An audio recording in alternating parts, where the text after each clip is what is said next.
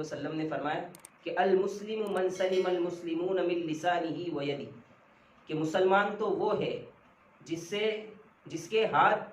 اور زبان سے دوسرا مسلمان محفوظ رہے۔ اس حدیث شریف میں جناب نبی کریم صلی اللہ علیہ وسلم ایک مسلمان کی پہچان بتا رہے ہیں کہ ایک ایمان والے میں اور ایک مسلمان کے اندر کن کن صفات کا ہونا ضروری ہے۔ مسلمان تو وہ ہوتا ہے جس کی زبان سے دوسرا مسلمان محفوظ ہو اور جس کے ہاتھ سے دوسرا مسلمان محفوظ ہو، یعنی اس کی زبان اتنی نرم ہو، اس کی زبان میں اتنی مٹھاس ہو، اس کے بعد میں اتنی مٹھاس ہو کہ سامنے والے کے دل میں وہ گھر کر جائے۔ ایسا نہ ہو کہ وہ اپنی زبان کھولے اور آگے کا آدمی وہاں سے بھاگ جائے، آگے کے آدمی کا دل ٹوٹ جائے۔ اس لیے کہتے ہیں کہ تلوار کے زخم تو بھر جاتے ہیں، لیکن زبان سے نکلا ہوا تیر یہ اتنا خطرناک ہوتا ہے کہ اس کا زخم بھرنے کا نام ہی نہیں لیتا۔ جراحات السنان لہر دیام ولا یلتام ما جرح اللسان، کہ تلوار کے گھاؤ بھر سکتے ہیں لیکن زبان سے نکلا ہوا تیر اتنا گہرا زخم کر دیتا ہے کہ اب یہ جلدی سے بھرنے کا نام نہیں لیتا۔ یہی وجہ ہے کہ دو لوگوں کے درمیان کئی سال ہو گئے ابھی تک صلح نہیں ہے، اس نے کچھ تبھی کہا تھا تو اب دوسرا یہ کہتا ہے کہ وہ بات میرے دل کو لگی ہے، اب میں اس سے بات کروں گا نہیں، تو یہ ہوتا ہے۔ تو زبان سے دوسرا مسلمان محفوظ رہے۔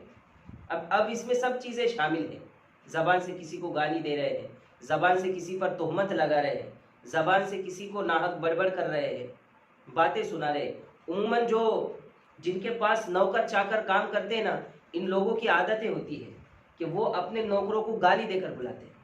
یہ ٹھیک نہیں۔ اب اللہ تعالیٰ نے اس نوکر کو تمہارے ماتحتی میں رکھا، اس کا مطلب یہ نہیں کہ وہ تمہارا غلام بن گیا اب تم اس کو گالی دے کر پکارو۔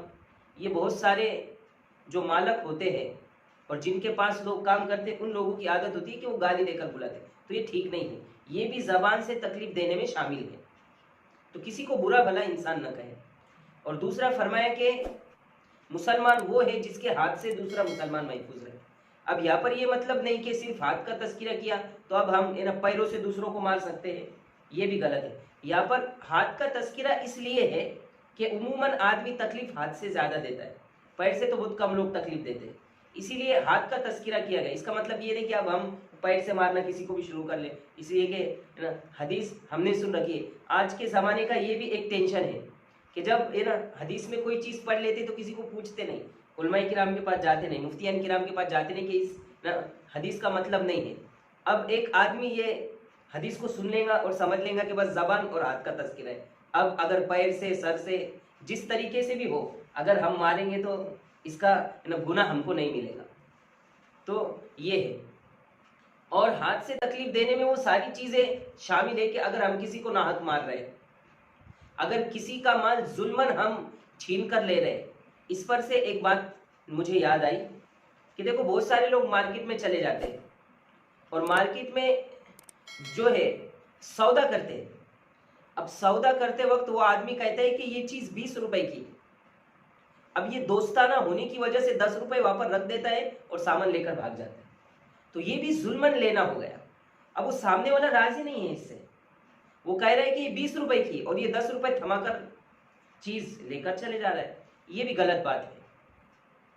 تو ان دونوں کا معاملہ اس وقت مکمل ہوگا جب دونوں طرف سے رضامندی پائی جائے گی، وہ سامنے والا بیچنے والا بھی راضی ہو کہ میں اتنے میں دے رہا ہوں، اور لینے والا تو پہلے سے ہی راضی کر کے تو 10 روپے لے کے بھاگ رہا ہے، 10 روپے دے کر بھاگ رہا ہے۔ تو یہ صرف ایک طرف سے رضامندی پائی گئی اور جو بیچنے والا ہے وہ اس سے راضی نہیں ہے، اور پھر بیچارہ وہ جو بیچنے والا ہوتا ہے وہ بھی یہ سوچتا ہے کہ میرا اس کے ساتھ تعلق ہے، اگر میں کچھ بولوں گا تو نہ ہمارے تعلقات کے اندر جو ہے وہ خرابی پیدا ہو جائے گی اور میرا دوست ناراض ہوگا، تو وہ بھی بیچارہ 10 روپے لے کر بیٹھ جاتا ہے، اب کیا کرے گا؟ تو یہ بات بھی یاد رکھیں، یہ بھی غلط ہے، یہ بھی ہاتھ سے تکلیف دینے کے اندر شامل۔ تو یہاں پر اللہ کے نبی صلی اللہ علیہ وسلم بتانا چاہ رہے ہیں کہ ایسا کرنا یہ مسلمانوں کا کام نہیں ہے، یعنی زبان سے تکلیف دینا اور جو ہے ہاتھ سے تکلیف دینا یہ مسلمانوں کے کام نہیں ہے۔ مسلمانوں کو ان چیزوں سے دور رہنا چاہیے۔